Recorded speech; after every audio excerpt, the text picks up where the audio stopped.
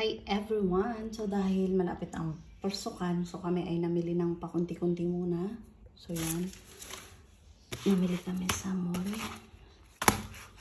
Ito yung para sa grade 6 ko yan. Ito, 8 pieces lang yung binili ko. Yan yung mga design. Ang cute oh. O, diba? Plastic na to. Para hindi na kuberan. Kahit hindi mo na siya kuberan. Tapos yan, iniba-iba ko yung design para 8 pieces to 1, 2, 4, 5, 6. Yung mga luma pa naman ako notebooks just in case kulang. And then ito yung mga writing pad. Ay, writing, ano ba ito? Composition ang tawag ba dyan? Ang cute ng mga design, no? So, ito is 17 pesos. Tapos may discount pang para basta 16 pesos tong isa.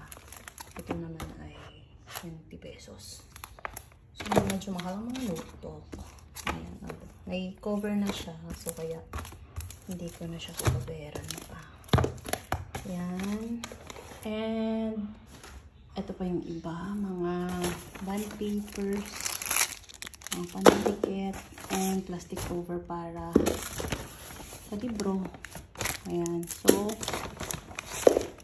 ito, kasi ang mga bata ay mahilig mag-drawing. Bumili na ako ng isang short at isang long. Ayan, sorry. Maganda. 80 GSM yung binili. So, mukhang maganda naman ito. Itong isa, ano to, GSM. Kasi dati may nabili ako, tapos sobrang nipis pala. So, HD print technology, pang HD na to. 70 GSM to. So, yan. So, yan yung mga napamili nating mga school supplies. And, hindi na ako bumili ng mga lapis kasi marami pa akong lapis at saka mga papel. So, ang total niyan lahat, partida, wala pa dyan ang mga bag. Tadaan!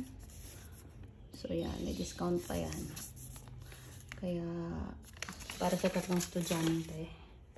So, yun. Para konti nila yung mga, kung may kulang pa, mga colored papers na lang siguro. Pero may mga tira pa naman ng mga nakaraan. So, yun. Hindi na ako bumili ng bag kasi may mga bag pa from last year. From ice cream.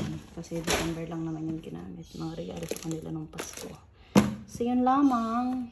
So, I hope may mga gamit na ang ating mga nanay dyan sa nalalapit na pasukan. So, thank you for watching everyone. Bye-bye.